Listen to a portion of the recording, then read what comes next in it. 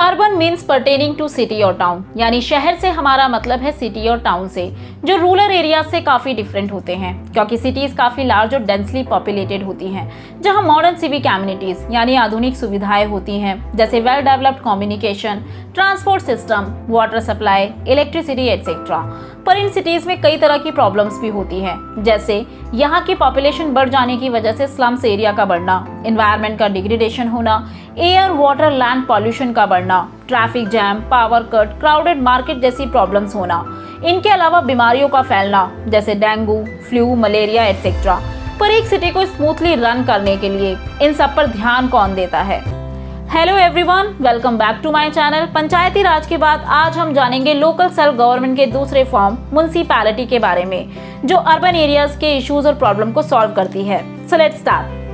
शहरों में जो लोकल गवर्नमेंट वहां के लोगों को नेसेसरी कम्युनिटी सर्विस प्रोवाइड करती है, उसे अर्बन लोकल गवर्नमेंट या म्युनिसिपैलिटीज कहा जाता है।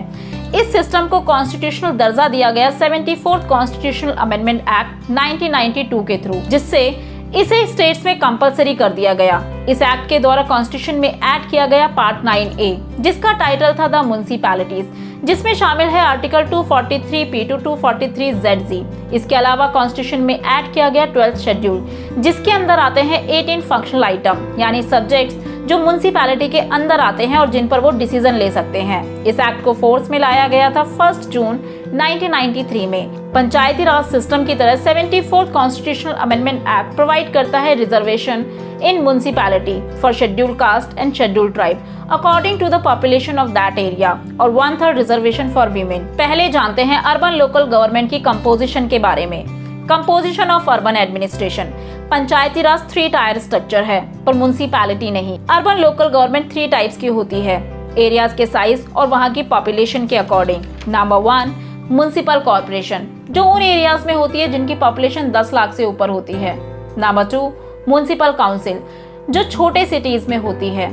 नंबर 3, टाउन कमेटी, जिसे नगर पंचायत भी कहा जाता है। ये उन एरियाज में होती है जो ट्रांजिशनल फेज में होते हैं। एक एक करके इन्हें डिटेल में समझते हैं। म्युनिसिपल कॉर्पोरेशन, जिसे नगर निगम भी कहा जाता है, ये उन सिटीज में होती है जिनकी पॉपुलेशन 10 लाख से ज्यादा होती है, या कहा जा सकता है ये बड़ी सिटी और बड़े शहरों में होती है, जैसे मुंबई, दिल्ली, कोलकाता, चेन्नई, हैदराबाद, बेंगलुरु, अहमदाबाद एटसेट्रा। इसके मेंबर्स को उस एरिया के एलिजिबल वोटर्स के द्वारा डायरेक्टली इलेक्शन के थ्रू चूज किया जाता है। इसके अलावा इसके कुछ मेंबर्स को स्टेट गवर्नमेंट के द्वारा नॉमिनेट भी किया जाता है, जिन्हें स्टेट स्पेशल नॉलेज या एक्सपीरियंसेस के बेसिस पर म्युनिसिपल कॉर्पोरेशन में सीट दे सकते हैं।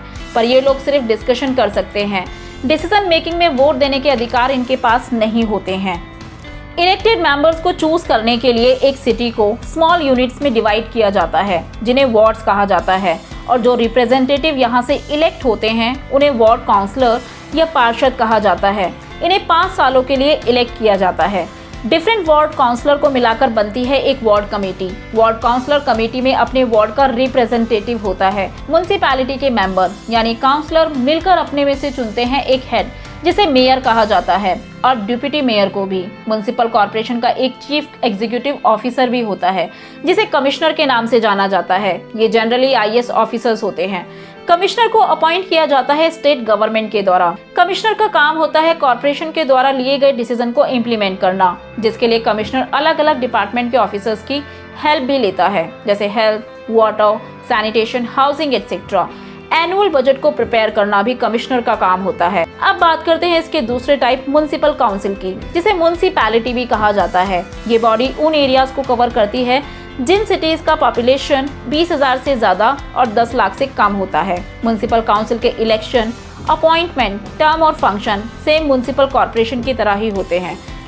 इसका थर्ड टाइप है टाउन कमेटी, जिसे नगर पंचायत भी कहा जाता है। ये उन एरियाज में होती है जिनकी पॉपुलेशन 20,000 से कम होती है और जो ट्रांजिशनल फेज में होते हैं, यानी वो एरियाज जो ना तो पूरी तरह गांव है और ना ही पूरी तरह से शहर है, जो गांव से शहरों में बदल रहे हैं। नगर पंचायत में होता है एक चेयरमैन और मिनिमम 10 इलेक्टेड वार्ड मेंबर और 3 नॉमिनेटेड मेंबर, जिन्हें 5 सालों के लिए इलेक्ट किया जाता है। ये तो था म्युनिसिपैलिटी का पूरा कंपोजिशन। अब बात करते हैं म्युनिसिपैलिटी के फंक्शंस के बारे में। वार्ड काउंसलर की मेयर की प्रेजेंस में मीटिंग होती है और बजट बनाया जाता है, जिसके अकॉर्डिंग मनी को स्पेंड किया जाता है। काउंसलर मीटिंग में डिसाइड करते हैं कि क्या काम करना है और क्या नहीं। लोग अपने एरिया के इशू या प्रॉब्लम को अपने एरिया के काउंसलर के सामने रख सकते हैं।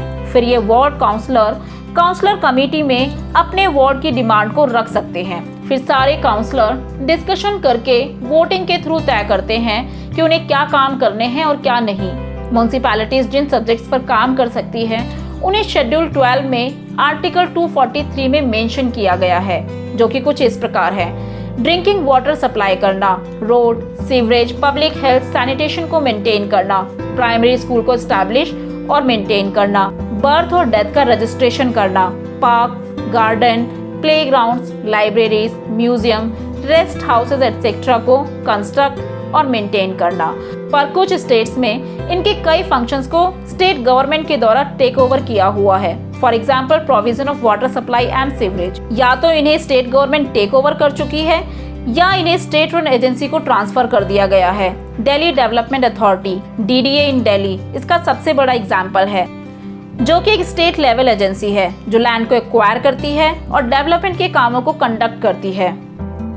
म्युनिसिपैलिटी को अपने बहुत से काम करने पड़ते हैं जिसके लिए उन्हें पैसों की जरूरत होती है और इनके सोर्स ऑफ इनकम कुछ इस तरह हैं। म्युनिसिपैलिटी को टैक्स कलेक्ट करने के अधिकार दिए हुए हैं, इसलिए डिफरेंट तरह के टैक्स को कलेक्ट करती है, जैसे property tax, vehicle tax, water tax, octroi tax, entertainment tax etcetera. Grants जो म्युनिसिपल बॉडीज को सेंट्रल और स्टेट गवर्नमेंट के द्वारा डेवलपमेंट और अलग अलग तरह के प्रोग्राम्स के लिए दिया जाता है। इनके अलावा लोकल बॉडीज अपने एक्सपेंडिचर के लिए स्टेट गवर्नमेंट से लोन भी रेज कर सकती है। ये तो था म्युनिसिपैलिटी का पूरा स्ट्रक्चर। आई होप आपको ये सब समझ आया होगा। अब हम जान चुके हैं कि 74th कॉन्स्टिट्यूशनल अमेंडमेंट के द्वारा इसे कॉन्स्टिट्यूशनल दर्जा मिला, पर अगर इसके इतिहास में जाएं तो हमें ये सिस्टम ब्रिटिशर्स के टाइम से देखने को मिलता है। जैसे कि इसकी शुरुआत हुई थी 1688 से, जब ब्रिटिशर्स के द्वारा पहली बार म्युनिसिपल कॉर्पोरेशन को सेटअप किया गया था मद्रास में। इसके बाद 1726 में इसे बॉम्बे और कलकत्ता में भी सेटअप कर दिया गया। फिर 1870 में लॉर्ड मेयो लेकर आए एक रेजोल्यूशन जिसके जरिए म्युनिसिपल कॉर्पोरेशन को टैक्स रेज करने के अधिकार दे दिए गए, जिसे फाइनेंशियल डिसेंट्रलाइजेशन कहा गया। इसके बाद आए लॉर्ड रिपन, जिन्हें father of local self government भी कहा जाता है। 1882 में ये लेकर आए एक रेजोल्यूशन जिसमें कहा गया कि अब से म्युनिसिपल कॉर्पोरेशन के 2/3 ऑफिशियल्स को डायरेक्टली लोगों के द्वारा इलेक्ट किया जाएगा। फिर आया 1935 का गवर्नमेंट ऑफ इंडिया एक्ट, जिसमें लोकल सेल्फ गवर्नमेंट को प्रोविंशियल सब्जेक्ट डिक्लेयर कर दिया गया।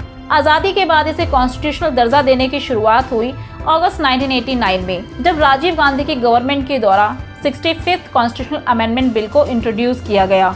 ये बिल लोकसभा में तो पास हुआ, पर अनफॉर्चुनेटली राज्यसभा में नहीं। फिर सितंबर 1990 में VP सिंह की गवर्नमेंट के द्वारा नगर पालिका का रिवाइज्ड बिल इंट्रोड्यूस किया गया, पर उनकी गवर्नमेंट गिर जाने की वजह से ये पास नहीं हो पाया। फिर इस बिल को फाइनली इंट्रोड्यूस किया गया PV नरसिम्हा राव की गवर्नमेंट के द्वारा इन सितंबर 1991 में, और फाइनली इमर्ज्ड हुआ 74th कॉन्स्टिट्यूशनल अमेंडमेंट एक्ट 1992, जो फोर्स में लाया गया 1 जून 1993 में। ये था म्युनिसिपैलिटी का पूरा हिस्टोरिकल बैकग्राउंड और उसका पूरा स्ट्रक्चर। आई होप आपको ये सब समझ आया होगा। अगर आपको मेरा वीडियो पसंद आया हो और मेरा एक्सप्लेनेशन अच्छा लगा हो, so do like, share and subscribe to my channel.